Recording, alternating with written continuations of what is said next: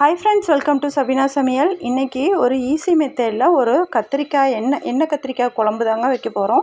நான் வந்து ஒரு 1/4 கிலோ கத்திரிக்காய் எடுத்திருக்கேன். மீடியம் தக்காளி 3, பூண்டு ஒரு 10 பல், தேங்காய் கொஞ்சம், கருவேப்பிலை, சின்ன வெங்காயம் ஒரு கைப்பிடி, புளி கொஞ்சம்.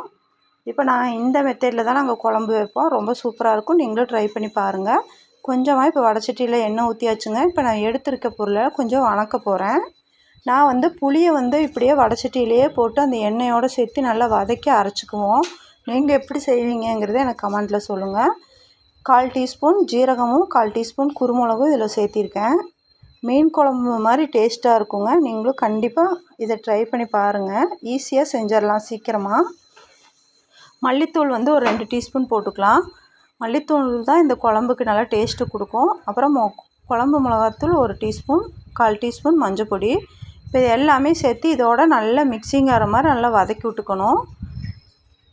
இப்போ நல்லா வதக்கி இது ஆறுனதும் நல்லா நெய்ஸாக அரைச்சி எடுத்துக்கலாங்க. ரொம்ப இந்த கத்திரிக்காய் குழம்புக்கு முட்டை ஆம்லேட் வச்சு சாப்பிட்லாம். காய் பொரியலாக இருந்தாலும் சூப்பராக இருக்கும்.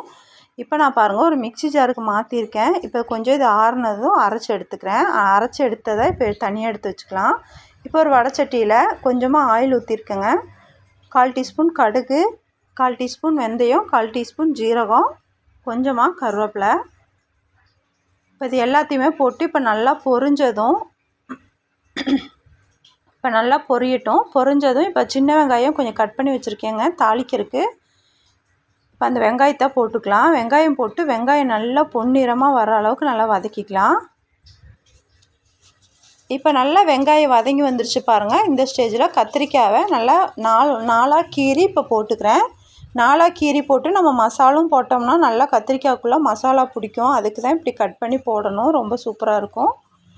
இப்போ நல்லா கத்திரிக்காவை எண்ணெயிலேயே வந்து 1 நிமிஷம் மட்டும் நல்லா வதக்கி விட்டுக்கலாங்க. வதக்கி விட்டுட்டு நம்ம அரைச்சி வச்சுருக்கோம் இல்லைங்களா மசாலாவை, அதில் அப்படியே போட்டுக்கலாம். இந்த மசாலா வந்து இந்த கத்திரிக்காயோட நல்லா மிக்சிங் ஆகி வரும். இப்போ நல்லா வதக்கியாச்சு.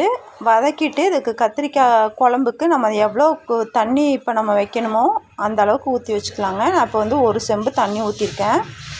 தண்ணி ஊற்றி தேவையான கல்லுப்பு போட்டு இப்போ நல்லா மூடி வச்சிடலாங்க. நல்லா ஒரு கொதி வந்ததும் கத்திரிக்காய் சூப்பராக ரெடி ஆயிரும். இப்போ குழம்பு நல்லா இங்கே ரெடி ஆகிட்டுருக்கு. இதுக்கு வந்து நான் சைடிஷாக தட்டைக்காய் பொரியலும் மேரக்காய் கூட்டும் தாங்க செய்கிறேன்.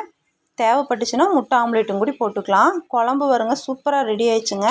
இதை அப்படியே வேறு ஒரு பாத்திரத்துக்கு மாற்றிட்டேன். அவ்வளோதாங்க நம்ம ஈஸியான மெத்தேடு கத்திரிக்காய் குழம்பு. நீங்களும் ட்ரை பண்ணி பாருங்கள். அவ்வளோதான் இந்த வீடியோ. பாய்.